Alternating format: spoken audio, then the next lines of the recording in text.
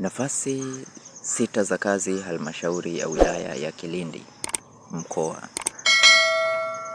Tawala za mikoa na serikali za mitaa halmashauri ya wilaya ya Kilindi. Tangazo la nafasi za kazi, nafasi 6 za kazi.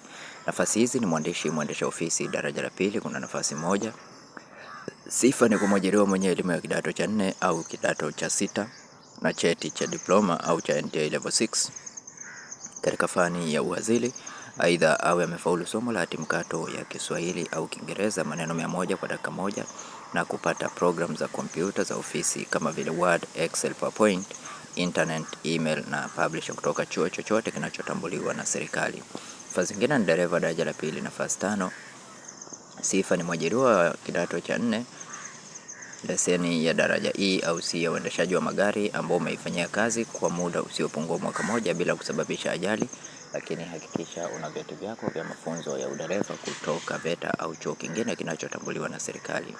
Masharti ya jumla ni kwamba waombaji wote wawe ni raia wa Tanzania wenye umri kuanzia miaka 18 na usiozidi miaka 45.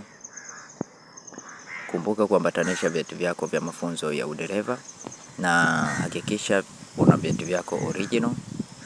Result slip zitakubaliwa. Hakikisha